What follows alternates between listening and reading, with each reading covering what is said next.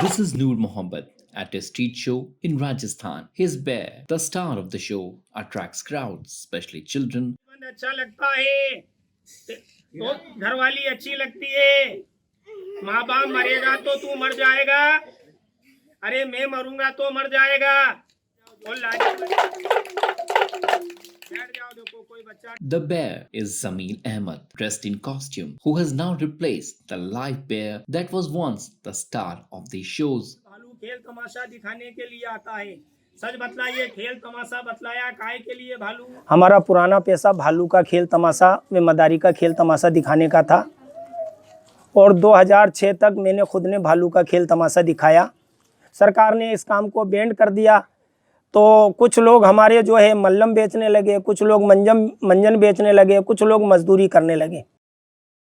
The Bahir colony of Tong City in Rajasthan is where most of the street performance or madaris like Noor Mohammed now live.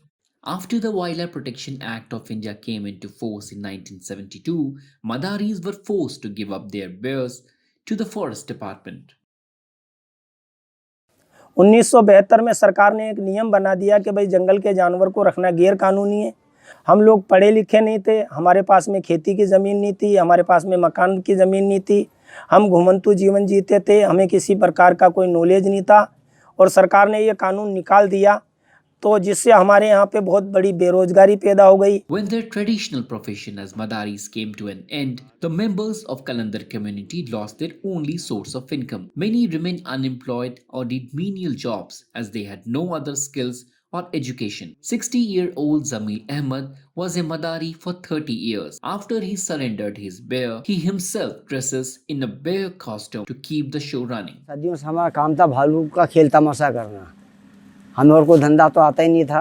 जब से हमारा बाप भालू cylinder करवाए, जब से लोग परेशानी में रहते ही हैं। कोई बेलदारी करने जाता है, कोई आदमी कुछ खड्डे वड्डे खोदने चले जाते, कोई लकड़ी काटने चले जाते हैं। बड़ी बड़ी सिटियों के अंदर घुमंतु समाज के 50% से ज़्यादा आदमी, अगर आप प्लास्टिक बीनने वालों से पूछोगे तो उनमें से 50% से ज़्यादा घुमंतु समाज के लोग कचरा बीनने का काम कर रहे हैं। तो भालू का खेल तमाशा करने के बाद हम जो कटोरे में भिक्षा लेते थे तो भालू तो चला गया, वो कटोरा हमारे पास में रह गया। अब कालबिलिया पुंगी बजाता था और अपना सांप दिखाता था। सांप दिखाने के बाद में वो सांप की टोकरी के अंदर दान दक्षिणा लेता था। अब वो सांप तो उसके पास से चले गया, वो टोकरी उसके पास में रह गई। सरकार की तरफ से उनको किसी तरह से दूसरे रोजगार से नहीं जोड़ा गया, खेती उनके पास में नाम मात्र को नहीं है। After the Wildlife Protection Act came into force, the madaris had to surrender their bears, which were taken to the Bear Rescue Center in different parts of the country. This work was done by the Wildlife SOS NGO. Mongabe India spoke to its convener Rakhi Sharma. She told us that between 2001 and 2009, a total of 300 bears were rescued and brought to these centers. Of these, 250 are still alive and living in different rescue centers in India. When the bears were rescued, the state of their health was fragile. Because of the lack of nutrition, some bears had developed tuberculosis, she claimed. Many bears did not have nails or teeth. Some had even developed skin infections. According to the NGO, if the bear turned aggressive, the madaris would make them blind. While training the bears to dance, the madaris would resort to extreme cruelty, claims Rakhi Sharma. The madaris strongly refute these claims. पीटने से कोई भी जानवर नहीं सीखता है। इनको हम बड़े प्यार से, प्रेम से बार बार प्रैक्टिस करके सिखाते हैं। इनके साथ में यातना देके मारने पीटने से तो भालू कड़वा हो जाता है, उसकी आदत बिगड़ जाती है। उसको बड़े प्यार से सिखाया जाता है, ये हमारी रोजी रोटी है। अगर ये बीमार हो जाता है, हमारे बच्चे की जो दरगाह की मन्नत मानते हैं तो हम भालू के बारे में भी मानते हैं। हमारा लगाव भालू से ऐसा है जैसा एक बाप का बेटे से होता है। अगर भालू और बेटा दोनों बीमार हो जाएंगे तो हम पहले भालू का इलाज कराएंगे और फिर भालू का खेल तमाशा कमाकर हम अपने बेटे का इलाज करा सकते हैं। This nomadic tribe would spend more than 8 months in a year traveling for work. After their traditional profession ended, the Kalandar tribe settled in Bahir colony in Tong.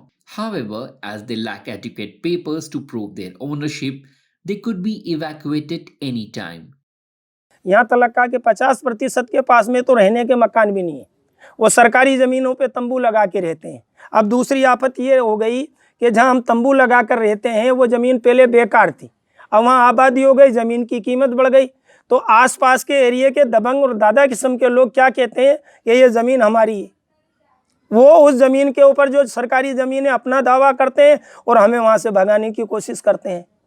तो हमारी जान के ऊपर ये जब तक का सरकार हमें कोई प्रूफ ना दे, कोई पट्टा ना दे, कोई रसीद ना दे, कोई अधिकार ना दे, तो हम उनको क्या बतलाएंगे। ये हमारी दूसरी समस्या। हमारे को वन विभाग में सबसे छोटी नौकरी चपरासी की या गार्ड की, या इतनी ज़मीन दे दो कि जिसमें हम खेती करें और अपने बच्चों का पालन पोषण कर सकें। हमें बड़ी नौकरी नहीं चाहिए। यार ये सरकार भालू के बारे में सोच रही है तो हम इंसानों के बारे में भी तो सोचे ना, हमारे जीवन के बारे में सोचे, हमारे बच्चों के जीवन के बारे में सोचे। The Kalandar community now has their hopes set on the next generation. With the help of Wildlife SOS NGO, the youth are learning new skills like textile embroidery and craft.